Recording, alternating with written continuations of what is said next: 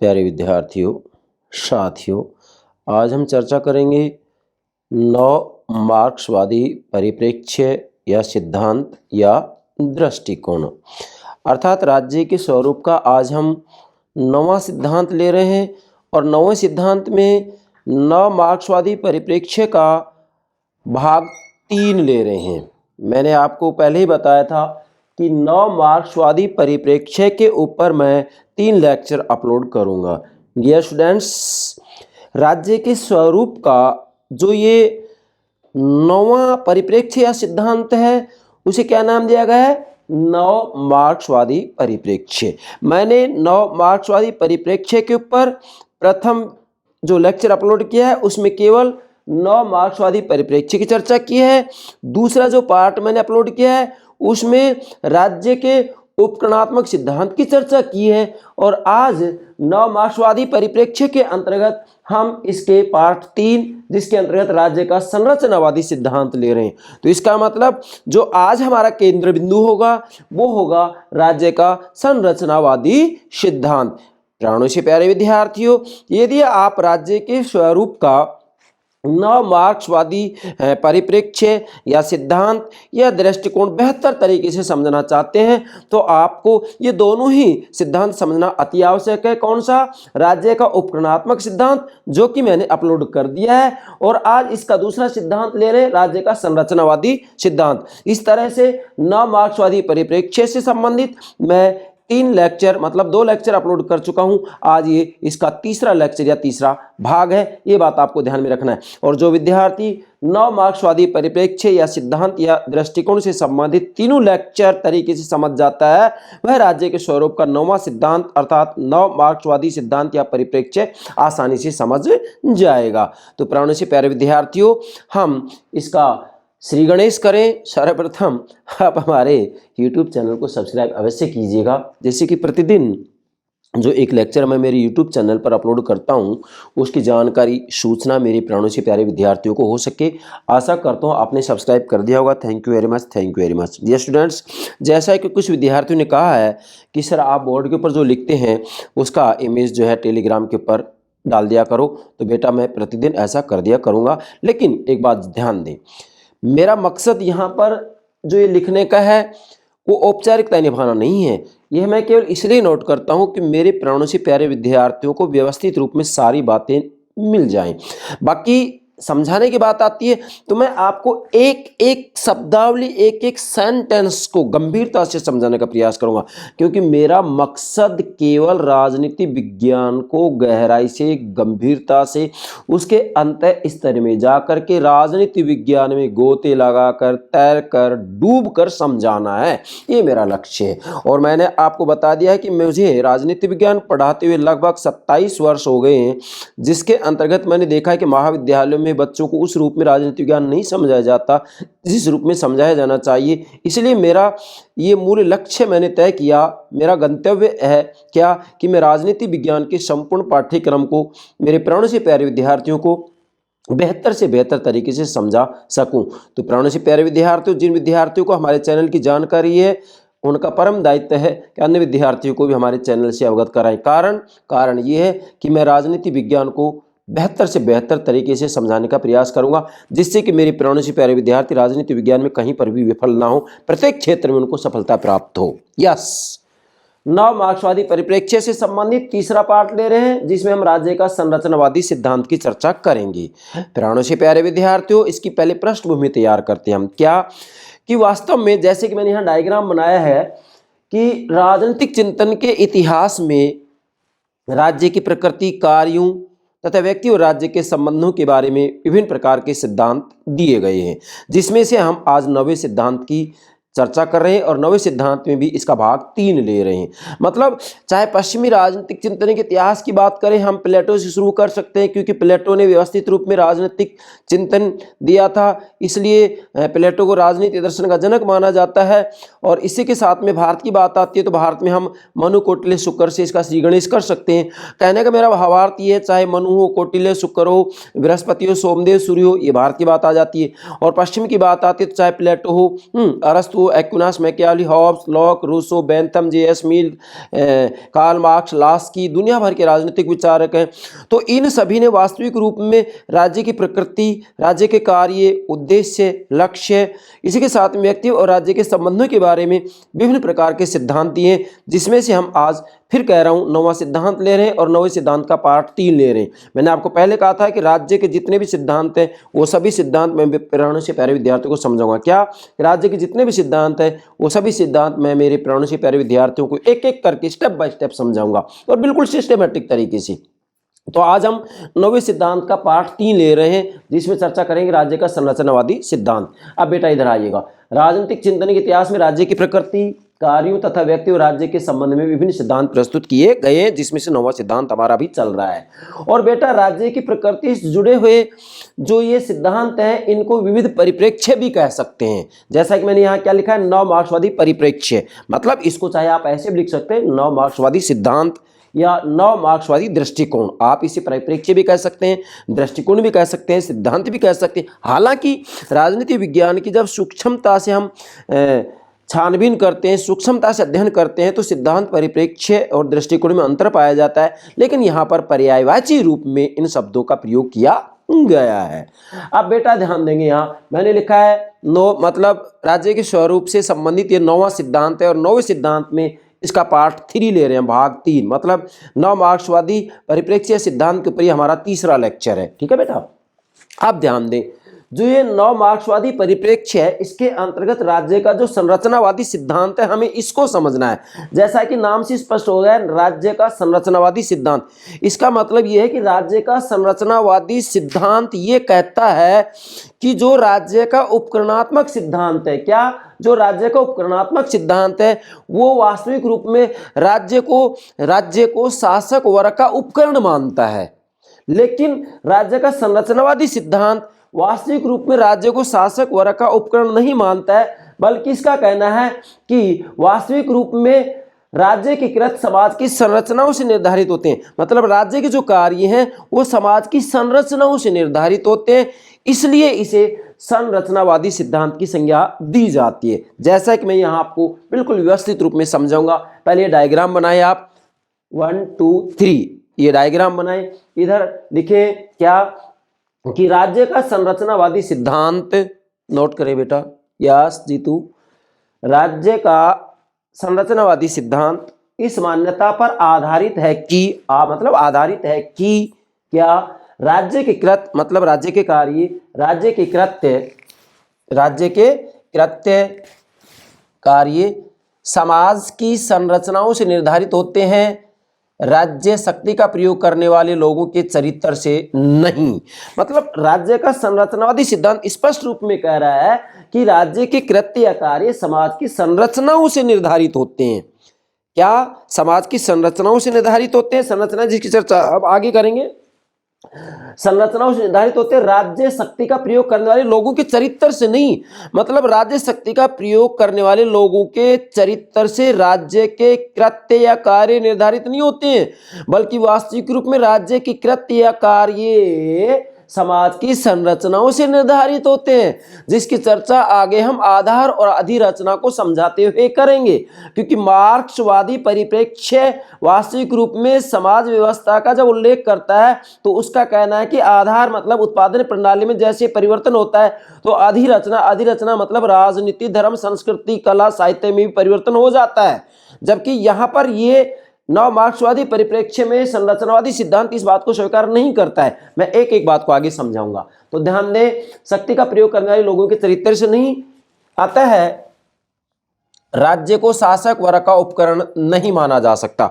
मतलब राज्य का संरचनावादी सिद्धांत राज्य को शासक वर्ग का उपकरण नहीं मानता है, जबकि राज्य का उपकरणात्मक सिद्धांत वास्तविक रूप में राज्य को शासक वर्ग का उपकरण मानता है, जो कि मैंने पिछले लेक्चर में आपको ये बात समझा दी है। किस नाम से? नव मार्क्सवादी परिप्रेक्ष्य, राज्य का उपकरणात्मक सिद्धांत, वहां पर ये बात देख सकते हैं। इसका मतलब संरचनावादी सिद्धांत राज्य के उपकरणात्मक सिद्धांत की बातों को स्वीकार नहीं करता है। यस, ये नोट करना है, यूपीएससी में यूजीसी नेट में किसी भी रूप में यहाँ पर प्रश्न आपसे पूछा जा सकता है। चलिए अब हम एक एक बात को समझते हैं, यहाँ से शुरू करते हैं। अब एक विचारक है ग्रामसी, ये राज्य के संरचनावादी सिद्धांत के प्रमुख अग्रदूत या प्रवर्तक हैं। नोट करेंगे, राज्य का संरचनावादी सिद्धांत है, इसके प्रमुख अग्रदूत कौन है बेटा? ग्रामसी। यह एग्जाम पूछा जा सकता है, कौन है? ग्रामसी। और इसके बाद में वास्तविक रूप में जो ये ग्रामसी हैं, ये संरचनावाद के मुख्य समर्थक हैं और संरचनावाद के समर्थक होने के कारण ये तर्क देते हैं, कौन? ग्रामसी तर्क देते हैं कि पूंजीवाद के अंतर विरोधों का मूल कारण राज्य की संरचनाओं में निहित है और इसे वहीं ढूंढना चाहिए, शासक वर्ग के चरित्र में नहीं।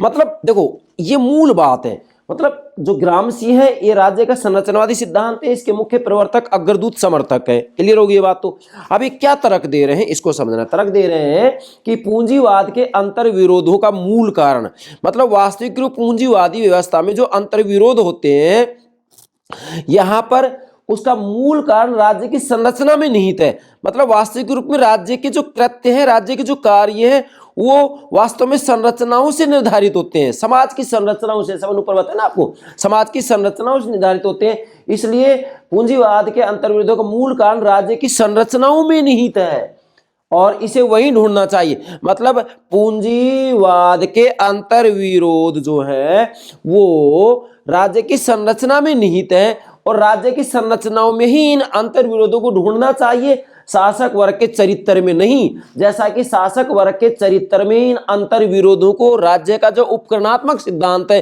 वो ढूंढता है और इसलिए राज्य का उपकरणात्मक सिद्धांत वास्तविक रूप में राज्य को शासक वर्ग का, प्रभुत्वशाली वर्ग का उपकरण मानता है, परंतु संरचनावादी सिद्धांत इस बात को स्वीकार नहीं करता है। स्पष्ट रूप में कह रहा है कि भाई वास्तव में पूंजीवाद के अंतर्विरोध का मूल कारण राज्य की संरचना में निहित है, अतः इसे इन संरचनाओं में ढूंढना चाहिए और जो शासक वर्ग है, शासक वर्ग के चरित्र में नहीं ढूंढना चाहिए। जैसा कि राज्य का उपकरणात्मक सिद्धांत शासक वर्ग के चरित्र में ही इसको ढूंढता है, पूंजीवाद का अंतर्विरोधों को। यस, फिर कह रहा हूं कि राज्य का संरचनावादी सिद्धांत राज्य का जो उपकरणात्मक सिद्धांत है इसकी बात को स्वीकार नहीं करता है। मैंने यहां पर संकेत दे दिया है।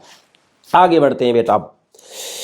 इसके बाद में जो नव मार्क्सवादी विद्वान है जिसका नाम है लुई आल्थूजर। बेटा समझे, मैंने आपको पहले कह दिया कि एक एक शब्दावली को, एक एक सेंटेंस को मैं बेहतर तरीके से समझाऊंगा। मेरा मूल लक्ष्य है आपको राजनीति विज्ञान समझाना। मुझे यहाँ पर औपचारिकता, दिखावा, वाहवाही पसंद नहीं है। नहीं, मैं तो राजनीति विज्ञान समझा रहा हूँ आपको। और राजनीति विज्ञान को मैं अरस्तु की तरह सुप्रीम साइंस, मास्टर साइंस मानता हूँ। सुप्रीम साइंस मतलब राजनीति विज्ञान सर्वोच्च विज्ञान है, राजनीति विज्ञान स्वामी विज्ञान है। मैं राजनीति विज्ञान को स्वामी विज्ञान और सर्वोच्च विज्ञान मानते हुए आपको प्रतिदिन समझाता हूँ, एक लेक्चर अपलोड कर करके। और मैं ये भी आपको बता रहा हूँ कि अभी जो है फरवरी तक चूँकि हम कॉलेज में व्यस्त रहेंगे, इसलिए एक ही लेक्चर अपलोड कर पाऊंगा, लेकिन मार्च से हम प्रतिदिन कम से कम 2 या 3 लेक्चर अपलोड करेंगे। कारण क्योंकि राजनीति विज्ञान का मुझे संपूर्ण पाठ्यक्रम मेरे प्राणों से प्यारे विद्यार्थियों को मेरे YouTube चैनल पर उपलब्ध कराना है, जिससे कि वो इधर उधर ना भटकें। और जो विद्यार्थी वास्तविक रूप में गरीब परिवारों से हैं, मेरा मूल लक्ष्य उनके लिए है कि उनको किसी भी रूप में एक भी रुपया खर्च करने की आवश्यकता ना हो। इसलिए मैं आपको विश्वास दिलाता हूं कि राजनीति विज्ञान का संपूर्ण पाठ्यक्रम आपको अच्छे से अच्छे तरीके से समझाऊंगा और मन से समझाऊंगा।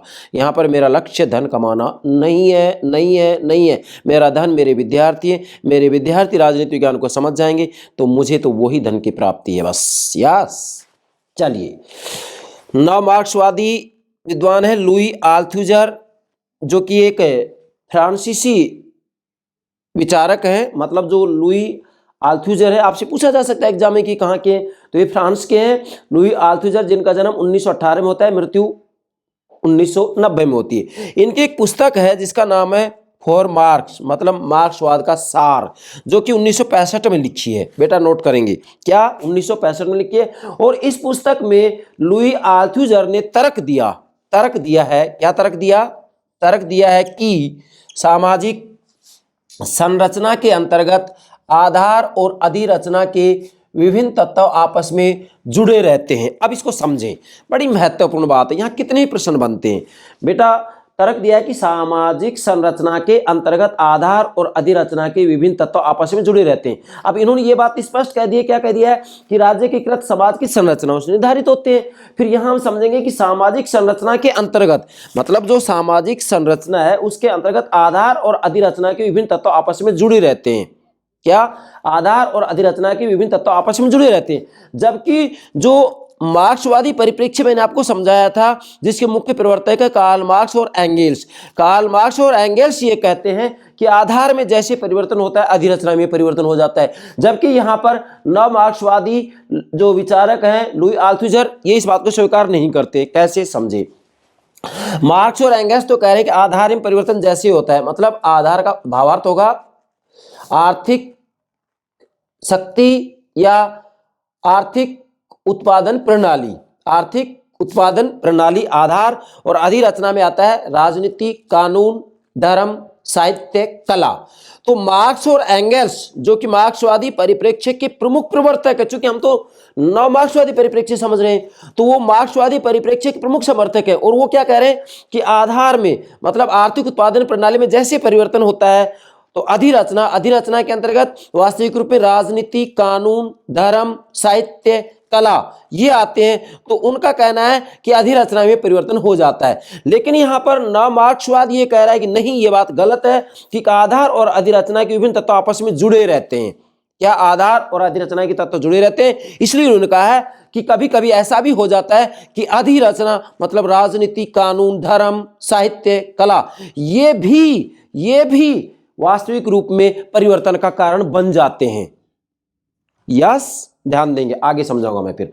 आधार और अधिरचना के विभिन्न तत्व आपस में जुड़े रहते हैं, अतः उनमें से किसी एक तत्व को मतलब जैसे आधार को संपूर्ण परिवर्तन का मूल कारण मानना युक्त नहीं होगा। ध्यान दें, इसलिए ये विद्वान कह रहे हैं कि भाई उनमें से किसी एक तत्व को, जैसे मान लीजिए दो तत्व हो गए आधार और अधिरचना, तो ये कह रहे हैं कि एक तत्व को अर्थात आधार को संपूर्ण परिवर्तन का मूल कारण मानना युक्त नहीं होगा, सही नहीं होगा।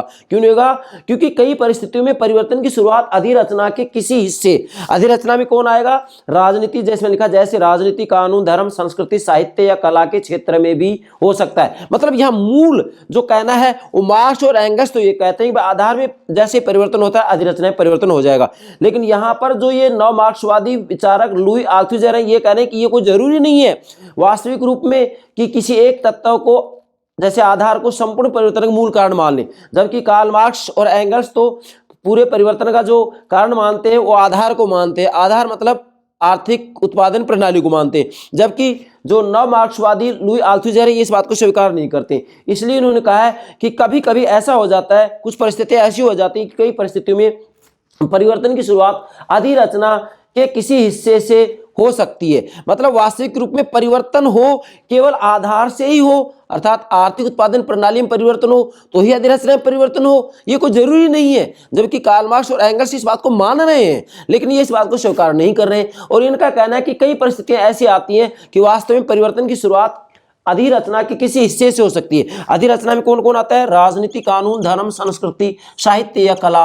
इसलिए कला के क्षेत्र से भी हो सकता है। मतलब ये परिवर्तन राजनीति, कानून, धर्म, संस्कृति, साहित्य या कला के क्षेत्र से भी हो सकता है। मतलब इनके द्वारा ही परिवर्तन हो सकता है। जबकि मार्क्स और एंगल्स ये कह रहे हैं कि केवल आर्थिक उत्पादन प्रणाली में परिवर्तन होता है तो अधिरचना में परिवर्तन हो जाता है। लेकिन यहाँ पर कहा जा रहा है कि समाज में परिवर्तन अधिरचना से भी हो सकता है। इसलिए इन्होंने कहा है कि आधार और अधिरचना के विभिन्न तत्व आपस में जुड़े रहते हैं। ये है मूल सार इसका, किसका? नव मार्क्सवादी परिप्रेक्ष्य का। यस बेटा, अगली बात, इस तरह यह सिद्धांत मतलब जो ये राज्य का संरचनावादी सिद्धांत है, इस तरह यह सिद्धांत पूंजीवादी राज्य को पूंजीवादी राज्य को पूंजीपति वर्ग के हितों का रक्षक तो मानता है। अब ध्यान देंगे जरा यहाँ, मतलब ये जो सिद्धांत राज्य का संरचनावादी सिद्धांत ये पूंजीवाद राज्य को पूंजीपति वर्ग के हितों का रक्षक तो मानता है। मतलब इसका कहना है कि वास्तविक रूप में यह सिद्धांत पूंजीवाद राज्य को पूंजीपति वर्ग के हितों का रक्षक तो मानता है,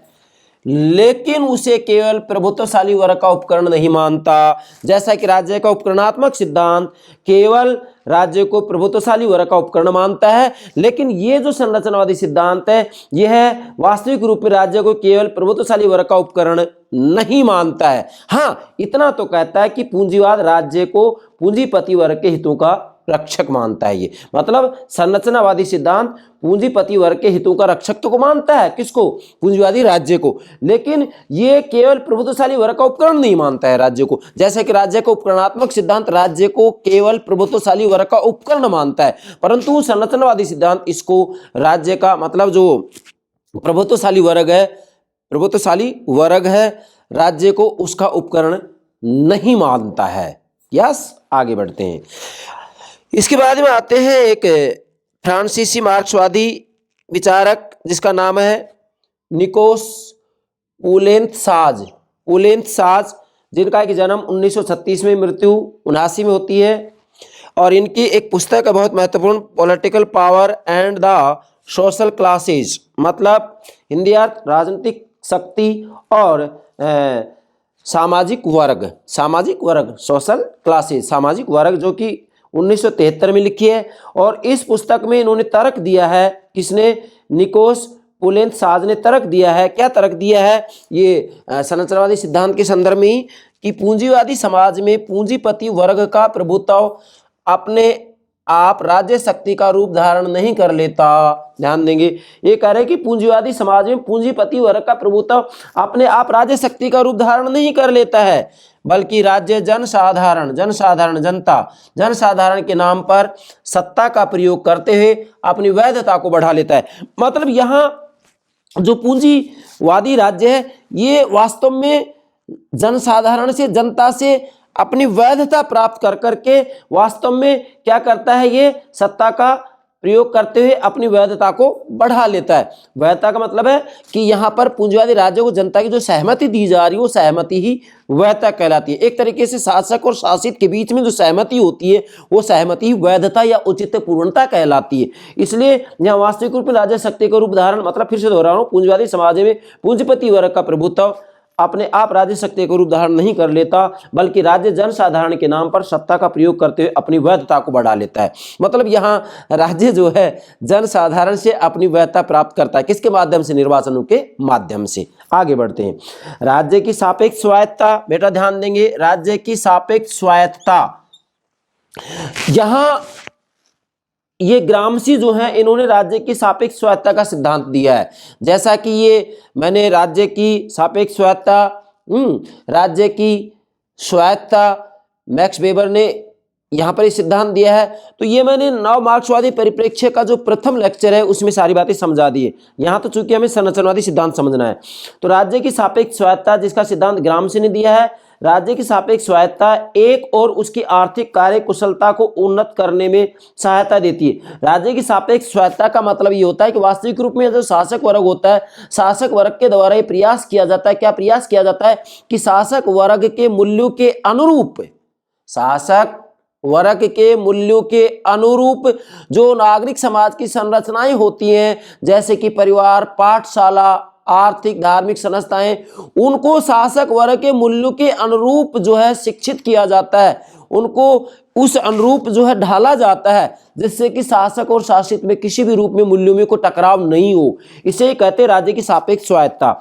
एक और उसकी आर्थिक कार्य कुशलता को उन्नत करने में सहायता देती है, तो दूसरी ओर उसे पूंजीवादी हितों को बढ़ावा देते समय विरोधी वर्ग के विरोध का सामना नहीं करना पड़ता। किसके कारण? राज्य की सापेक्ष स्वायत्ता के कारण। क्यों? क्योंकि यहाँ शासक और शासित वर्गों में जो मूल्य है, मूल्य से संबंधित टकराव को रोकने का प्रयास किया जाता है। क्यों किया जाता है? क्योंकि शासक वर्ग वास्तविक रूप में जो यहाँ चूंकि मैंने पिछले लेक्चर में सारी बातें समझा दी है, नागरिक समाज और राजनीतिक समाज, तो जो नागरिक समाज है, नागरिक समाज की संरचनाएं होती हैं, जैसे परिवार है, पाठशाला है, आर्थिक संस्थाएं हैं, धार्मिक संस्थाएं, तो इनमें लोगों को इस रूप में शिक्षित किया जाता है जिससे कि शासक वर्ग के मूल्यों को किसी भी रूप में विरोध का सामना नहीं करना पड़ते। क्या? विरोध का सामना नहीं करना पड़ता है। चूंकि जो शासित वर्ग होता है उसको शासक वर्ग के मूल्यों के अनुरूप ढाल दिया जाता है। किसके माध्यम से? यस, नागरिक समाज की संरचनाओं के माध्यम से। अब नागरिक समाज की संरचनाएं हैं, राजनीतिक समाज की संरचनाएं, ये सब मैंने नव मार्क्सवादी परिप्रेक्ष्य से संबंधित जो प्रथम लेक्चर है उसमें अपलोड कर दिया है, वहाँ देख सकते हैं आप। चलिए बेटा, इसके बाद में नेक्स्ट बात आती है, पुलेनजाम विद्वान है ने आर्थिक शक्ति के स्वामित्व और आर्थिक शक्ति के नियंत्रण में अंतर किया है। यहाँ ध्यान देंगे, मतलब ये पुलेनजाम, जिसको कि देखो यहाँ पर पुलेनसाज भी कह सकते हैं, एक ही बात है। तो पुलेनजाम ने आर्थिक शक्ति के स्वामित्व और आर्थिक शक्ति के नियंत्रण में अंतर किया है, और अंतर करते हुए इन्होंने तर्क दिया है। क्या तर्क दिया है? तर्क दिया कि राज्य शक्ति के प्रयोग के लिए आर्थिक शक्ति का नियंत्रण ही पर्याप्त है, आर्थिक शक्ति का स्वामित्व इसकी जरूरी शर्त नहीं है। ये राज्य का जो संरचनावादी सिद्धांत है ये स्पष्ट कर रहा है क्या, कि पुलेनजाम ने कहा है कि आर्थिक शक्ति के स्वामित्व और आर्थिक शक्ति के नियंत्रण में अंतर है। मतलब स्वामित्व अलग चीज है और नियंत्रण अलग चीज है।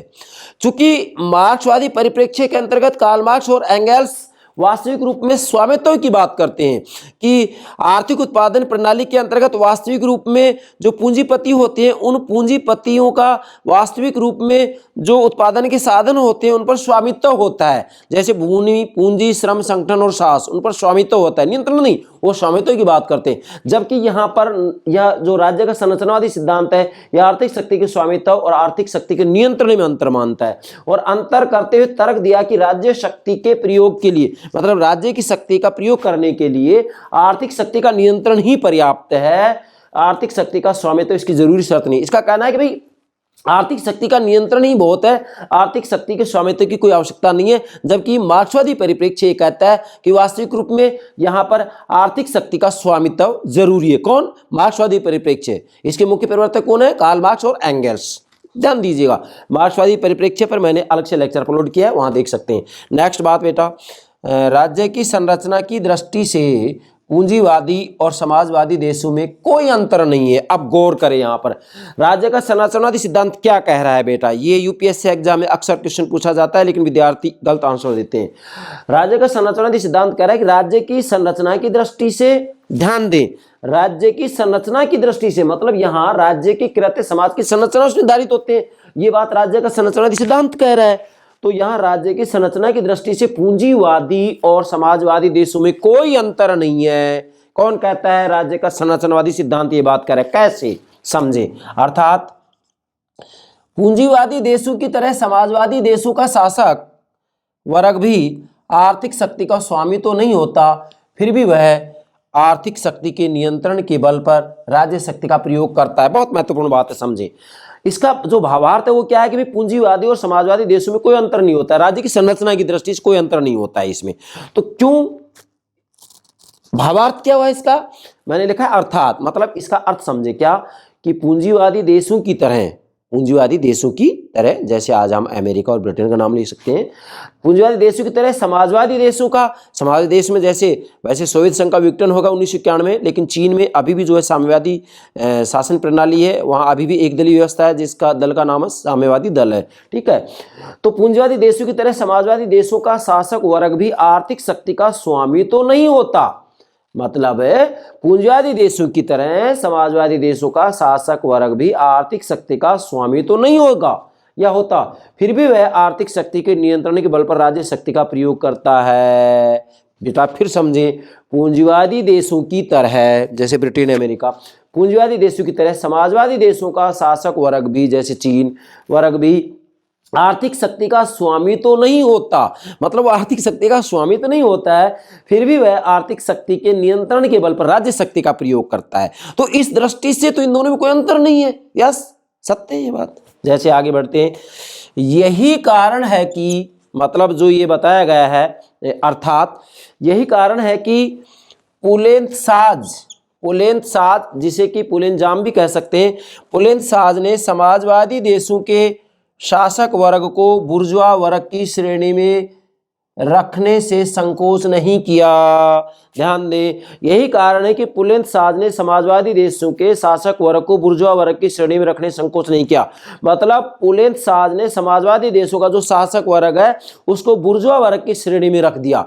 बुर्जुआ किसको कहते हैं? पूंजीपति वर्ग को। मतलब यहाँ पर पुलंद साज ने समाजवादी देशों के शासक वर्ग को बुर्जुआ वर्ग मतलब पूंजीपति वर्ग की श्रेणी में रखने में संकोच नहीं किया। स्पष्ट कह दिया कि समाजवादी देशों के शासक वर्ग भी वास्तव में पूंजीपति वर्ग की तरह ही कार्य करते हैं और पूंजीपति वर्ग या बुर्जुआ वर्ग की श्रेणी में रखने में इन्होंने कोई संकोच नहीं किया। अतः यहाँ पर यह बात स्पष्ट होती है कि राज्य की संरचना की दृष्टि से पूंजीवादी और समाजवादी देशों में कोई अंतर नहीं होता है। बेटा समझने का प्रयास करें। अब मान लीजिएगा कि राज्य की संरचना की दृष्टि से पूंजीवादी और समाजवादी देशों में यदि कोई अंतर नहीं है तो फिर यहाँ एक प्रश्नवाचक चिन्ह हमारे सामने आ जाता है। मैंने लिखा है कि प्रश्न फिर उठ जाता है। क्या प्रश्न यह है कि क्या प्रश्न है इसको समझे कि यदि राज्य को प्रभुत्वशाली वर्ग का उपकरण न मानते हुए, क्योंकि इन्होंने संरचनावादी सिद्धांत ने राज्य को प्रभुत्वशाली वर्ग का उपकरण नहीं माना है, हरगिज नहीं माना है। मैंने आपको पहले बता दिया कि राज्य को उपकरणात्मक सिद्धांत का इसने विरोध किया है। तो प्रश्न यह है कि यदि राज्य को प्रभुत्वशाली वर्ग का उपकरण न मानते हुए राज्य शक्ति की स्वायत्तता पर इतना बल दिया जाएगा तो क्या यह विचार मार्क्सवाद की बुनियादी मान्यताओं से दूर नहीं हट जाएगा? क्योंकि यहाँ जो ये राज्य का संरचनावादी सिद्धांत है ये राज्य शक्ति की स्वायत्तता पर बहुत ज्यादा बल देता है और राज्य शक्ति की स्वायत्तता पर यदि बल दिया जाता है तो ऐसी स्थिति में फिर यह विचार मार्क्सवाद की बुनियादी मान्यताओं से दूर हट जाएगा। क्यों हट जाएगा? क्योंकि मार्क्सवाद तो ये कहता है कि राज्य तो प्रभुत्वशाली वर्ग के लिए पराधीन वर्ग का शोषण करने का एक उपकरण है, एक साधन है। जबकि राज्य का संरचनावादी सिद्धांत राज्य को शोषण करने का एक उपकरण नहीं मानता है। इसलिए यहाँ वास्तव में यह विचार मार्क्सवाद की बुनियादी मान्यताओं से दूर हट जाएगा। ये प्रश्न बनता है, ठीक है, तो इसको आप नोट करेंगे। और इसके बाद यहाँ तक ये बात समझ में आई तो मैंने दूसरा डायग्राम बनाया। इधर मार्क्सवाद मतलब जो मार्क्सवाद है, मार्क्सवादी परिप्रेक्ष्य है, वो तो ये कहता है कि आधार के अनुरूप अधिरचना में परिवर्तन होता है, जिसे कि आर्थिक नियतिवाद कहा जाता है। अर्थात आधार का मतलब है आर्थिक उत्पादन प्रणाली में जैसे ही परिवर्तन होगा, आर्थिक संबंधों में जैसे ही परिवर्तन होगा, वैसे ही अधिरचना में परिवर्तन हो जाएगा। अर्थात राजनीति, धर्म, संस्कृति, कानून, कला, साहित्य में परिवर्तन हो जाएगा। मतलब आर्थिक उत्पादन प्रणाली को आधार कहा गया है, तो आर्थिक उत्पादन प्रणाली में जैसे ही परिवर्तन हो जाएगा, अधिरचना अर्थात राजनीति, कानून है, कला, साहित्य में परिवर्तन हो जाएगा। ये तो मार्क्स और एंगल्स कह रहे हैं, ये मार्क्सवाद में आएगा। जबकि यहाँ पर जो नव मार्क्सवाद है, नव मार्क्सवाद क्या कह रहा है? ये राज्य शक्ति की स्वायत्तता के ऊपर बल दे रहा है और राज्य शक्ति की स्वायत्तता पर बल दे रहा है। तो इसके अंतर्गत कोई जरूरी नहीं है कि आधार में परिवर्तन हो तो ही अधिरचना में परिवर्तन होगा। नहीं, अधिरचना में अर्थात राजनीति में, कानून में है, साहित्य में, कला में कोई परिवर्तन हो तो उस परिवर्तन से वास्तविक रूप में समाज में परिवर्तन हो सकता है, जैसा कि मैंने पीछे समझाया। इसलिए आप यहाँ नोट करेंगे कि मार्क्सवाद तो कह रहा है कि आधार में परिवर्तन होते अधिरचना में परिवर्तन होगा। अर्थात आर्थिक उत्पादन प्रणाली में जैसे परिवर्तन होगा तो जो है राजनीति, कानून में भी परिवर्तन हो जाएगा, जो कि अधिरचना में आते हैं। परंतु नव मार्क्सवाद इस बात को स्वीकार नहीं करता है और ये राज्य शक्ति की स्वायत्तता को स्वीकार करता है। इसका कहना यह है कि कुछ ऐसी परिस्थितियां आ जाती हैं जिनके कारण वास्तव में राजनीति के द्वारा भी, कानून के द्वारा भी समाज में परिवर्तन लाया जा सकता है।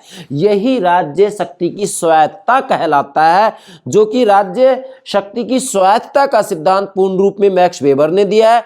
और राज्य यहाँ लिखा भी है मैंने, राज्य की सापेक्ष स्वायत्तता का सिद्धांत ग्रामसी ने दिया है। तो बेटा ये हो गया नव मार्क्सवादी परिप्रेक्ष्य, जिसका भाग 3 लिया है हमने आज, राज्य का संरचनावादी सिद्धांत। अब राज्य के संरचनावादी सिद्धांत को आप इस तरह से यदि समझ जाते हैं तो एग्जाम में किसी भी रूप में प्रश्न पूछा जाए आपका किसी भी रूप में आंसर गलत नहीं हो सकता। ये मैं पूरे कॉन्फिडेंस, विश्वास के साथ कह सकता हूँ।